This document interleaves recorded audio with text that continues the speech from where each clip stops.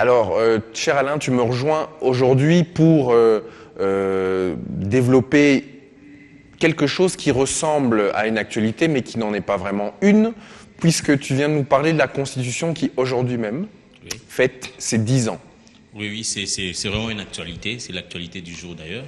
Donc, c'est depuis le 18 février 2006 que le chef de l'État, Joseph Kabila, avait promulgué la Constitution qui est en vigueur jusqu'aujourd'hui. Et 10 ans, c'est un moment aussi de s'arrêter pour réfléchir autour de ce document, autour de ce texte, le texte, la loi des lois de la République démocratique du Congo. Ce qu'on appelle la loi fondamentale. La loi fondamentale. Alors, cher Alain, la première question que je voudrais te poser, c'est, on est en 2006, on est le 16 février 2006. Dans quel contexte cette loi fondamentale, cette constitution a été... Le 18 ? Excusez-moi, le 18, pardon. Le 18 février 2006, dans quel contexte cette loi fondamentale a été adoptée ? Bon, vous vous souvenez que bien avant cela, la République démocratique du Congo était en proie à une guerre civile. Le pays était même divisé. Le gouvernement avait le contrôle sur une petite partie du pays. L'est de la République était occupé par un groupe rebelle, le RCD Goma. Le nord, avec le MLC. Donc le pouvoir n'avait pas autorité. Le gouvernement de Kinshasa n'avait pas son autorité sur toute l'étendue du territoire national. Et il fallait négocier. Et la négociation s'est faite à Sun City. Et de là, on a mis en place un parlement, un Sénat et une Assemblée nationale. On a mis en place aussi un gouvernement qu'on a appelé le 1+4. Le gouvernement avait un président et 4 vice-présidents. Et c'est ce qui a été fait. Et c'est à l'issue de ces négociations, c'est la conclusion du travail abattu, et par ce gouvernement 1+4, et par le Sénat, l'Assemblée nationale, mise en place au sortir du dialogue de Sun City. Et c'est cette Assemblée nationale qui a mis en place cette loi fondamentale, qui a élaboré cette loi fondamentale, qui a été promulguée par le chef de l'État le 18 février 2006. Et c'est cette loi qui a permis à ce que le pays organise ses élections en 2006, en 2011. Et donc, c'est cette loi qui est en vigueur jusqu'à aujourd'hui. Alors, ce qui est intéressant, Alain, c'est de se dire, aujourd'hui, on voit l'échiquier politique congolais. Voilà. En 2006, il y a 10 ans, pratiquement tous ceux, parce que on sait tous les spectateurs savent que la Constitution aujourd'hui est au centre de beaucoup de discussions, de tractations, de polémiques, etc. Mais ce qui est intéressant de rappeler, c'est que tout l'échiquier politique qui est représentatif aujourd'hui de l'Assemblée nationale et donc du peuple congolais a mis la main à la pâte pour l'élaboration de cette Constitution. 9h30 du mardi, c'est un élément collégial. Ça a été fait ensemble. Ça a été fait ensemble. Il y a quand même quelques partis qui avaient refusé.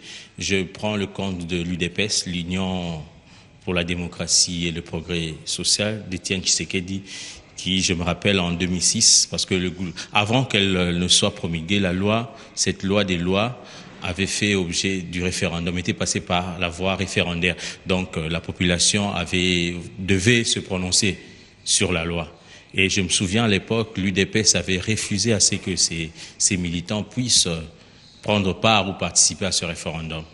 Et nous nous souvenons également, l'opinion se souvient également du fait que après la publication de cette loi, il y avait la SYNCO, l'Église catholique, qui avait dit que cette loi avait beaucoup de lacunes et il fallait corriger aussitôt. Mais tellement les gens voulaient tourner la page de la guerre civile, entamer maintenant une nouvelle vie, tous, en tout cas, c'était à plus de 90%, cette loi était passée et puis le chef de l'État l'a promulguée. Bon, on est passé. Arrivé en 2011, il y a eu une première révision.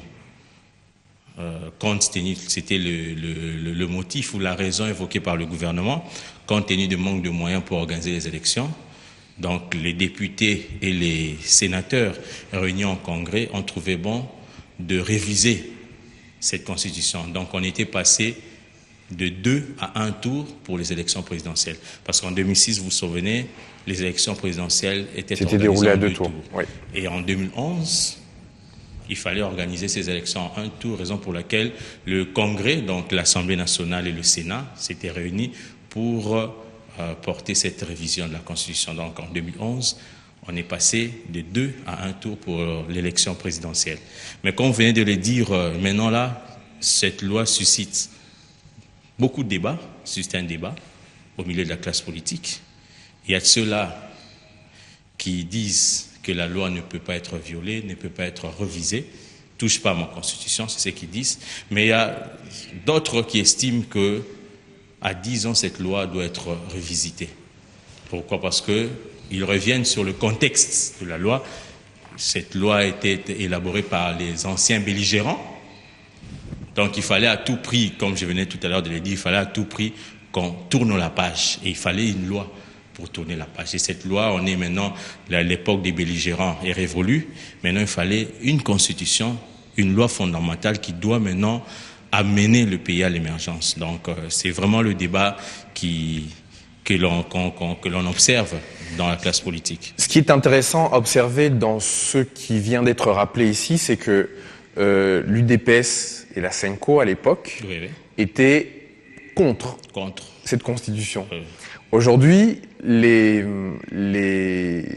choses ont un peu changé parce qu'ils sont à l'avant-garde de la sauvegarde absolue des termes qui ont été décidés à l'époque. Voilà. Et à contrario, toutes les personnes qui ont fait campagne, qui ont battu campagne pour que cette constitution soit adoptée, aujourd'hui sont plutôt partisans pour des raisons qui sont les leurs, voilà, de modifier et de circonstancier cette loi fondamentale. Bon, ce qu'il faut retenir, savoir, c'est que la Constitution prévoit elle-même sa révision. Il y a un article dans la Constitution qui prévoit la révision, sa révision. Et ce qu'il faut aussi souligner, c'est que cette Constitution a des verrous. Par exemple, il y a des articles qu'on ne peut pas réviser. Donc c'est autour de ces articles qu'il y a ce débat-là. On prend la forme de l'État, par exemple, le mandat du chef de l'État, l'article 220, le fameux article 220. Cher Alain, on parle beaucoup, souvent, du glissement. Ouais. Tout le monde a compris ce que représente le glissement ou quel risque il présente, c'est-à-dire le terme du mandat de notre actuel président, c'est le 31 décembre 2016. Le 19 d'ailleurs. Le 19 décembre 2016. Et donc, le glissement consisterait à ne pas pouvoir organiser les élections avant cette date et que donc le mandat de facto du président actuel soit prolongé. Bon, au fait, déjà, dans la Constitution, il est même écrit que la centrale électorale, donc la CENI, l'institution qui a dans sa mission d'organiser les élections, doit appeler l'électorat, convoquer l'électorat 33 mois avant, donc au plus tard, vers la fin du mois de septembre. Déjà, il faut appeler, convoquer l'électorat, nous qui sommes les électeurs. C'est vrai aussi qu'on dit dans la Constitution, on dit que le président de la République a droit à un mandat de 5 ans, une fois renouvelable. Mais dans cette même Constitution, il est même écrit que le chef de l'État qui est en exercice, son mandat prend fin après l'élection du prochain. Donc c'est un débat, moi en tant que journaliste, je ne peux pas entrer, mais c'est un débat des constitutionnalistes. De constitutionnalistes, pardon, et de juristes. Et des juristes. Mais au-delà de la loi et au-delà de ce qui est écrit, parce qu'il y a des garde-fous. L'esprit de la loi. Il y a aussi l'esprit de la loi. Ouais. Et moi, je ne suis pas juriste, donc je laisse les juristes, les constitutionnalistes interpréter ces articles. Mais ce qui est vrai, il y a un débat autour de la loi fondamentale aujourd'hui. Il y a ceux-là qui souhaitent assez que la loi puisse être révisée. Il y a ceux-là qui brandissent l'inviolabilité ou bien la non-révision de ce texte. Bon, c'est un débat autour des juristes Et nous, la population, nous attendons pour voir. Est-ce que tu penses sincèrement que ce débat-là, autour de ces questions, doit être circonscrit aux juristes? Je pense que c'est un débat qui peut être ouvert à tous, puisque derrière les textes, il y a des interprétations, il y a l'esprit de la loi dont j'ai parlé, il y a des opinions, il y a des priorités. Oui, c'est vrai. Et donc, le débat ne doit pas être circonscrit mais aux constitutionnalistes. le dernier mot revient à la Cour constitutionnelle. Oui. Parce que c'est elle qui a le dernier mot, c'est elle qui doit dire, qui doit interpréter la loi. C'est ça son travail. Donc nous, on peut bien dire, on peut beau débattre, mais c'est l'avis de la Cour constitutionnelle qui va mettre cours à ce débat. Est-ce que tu penses, cher Alain, que le Congolais, nous tous, dans notre plus grande diversité, est-ce que nous avons vraiment compris ce que représente exactement une constitution? On a vécu sous des régimes avant où la personnalité, la personnalisation du pouvoir était assez importante, et donc cette tradition-là a perduré, même avec la nouvelle donne démocratique que l'on vit actuellement. Est-ce que tu penses vraiment que la population maîtrise aujourd'hui réellement la signification de ce qu'est une constitution, une loi fondamentale? La population, non. Il suffit de faire un tour dans nos rues, poser des questions. En tout cas, ça n'intéresse même pas la population. C'est quoi la constitution? Non. Parce que la rédaction a fait un tour, c'est à peine 30% qui connaissent quelques articles de la constitution. Bon. C'est un travail des partis politiques, moi je pense, parce que les partis politiques ont aussi cette mission-là de former leurs militants. Malheureusement, ici chez nous, c'est pas le cas. La plupart des partis politiques ne le font pas. Ils sont là juste pour conquérir le pouvoir, chercher de le maintenir, tout ça. Mais pour former la base, la population sur ce que c'est la Constitution, comment on doit gérer un État, en tout cas c'est difficile. Ces derniers temps, on est en train de voir quelques partis politiques formés, mais la majorité, en tout cas, ne le fait pas. Mais alors, comment interpréter, dès lors, au vu de ton constat, le fait que, avant-hier, mardi, à la suite de la sensibilisation de certains militants, de certaines masses, les gens soient restés chez eux, parce qu'il faut bien reconnaître que la ville était très, très, très calme, voire vide. Donc c'est que quelque part, il y a un message qui passe. C'est que quelque part, des enjeux sont compris. D'un côté, on dira que c'est de la manipulation, de l'intimidation. De l'autre, on dira que la journée a été suivie massivement. Donc selon les interprétations, on peut varier au niveau du jugement. Mais le fait est que la population est en masse restée chez elle. Donc quelque part, elle comprend. Bon, en tout cas... Moi, je ne vais pas entrer dans cette guéguerre politicienne, encore une fois, mais je vais dire le constat que j'ai fait. C'est vrai, la ville était timide au début, le matin c'était difficile. Bon, et puis vers 10-11 heures, il y a les bureaux qui ont ouvert. Bon, moi je ne vais pas entrer dans tout ça. Mais c'est que moi je peux, parce que j'ai eu aussi, si j'étais en ville, j'habite aussi à Kinshasa, mais c'est que moi j'ai compris c'est quoi. Les gens ne sont pas sortis par peur. Bon, ils ne savaient pas qu'est-ce qui allait se passer. Je sors, peut-être qu'il y aura des tirs, des coups de balle à 10 heures, tout ça. Autant mieux voir, autant mieux vérifier, qu'est-ce qui va se passer, puis sortir. Bon, est-ce qu'ils ne sont pas sortis pour répondre à l'appel d'un camp? Là, je ne sais pas.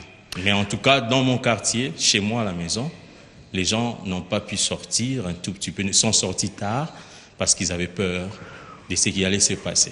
Une question complètement innocente, comme j'ai l'habitude d'en poser, tu me connais, mes questions sont toujours très innocentes. Est-ce que quand la police, quand la justice, quand le gouvernement t'exhorte à sortir de chez toi et à vaquer à tes occupations normalement, est-ce qu'il est normal, est-ce qu'il est concevable que des gens restent chez eux par peur, alors que toutes les autorités leur disent de sortir?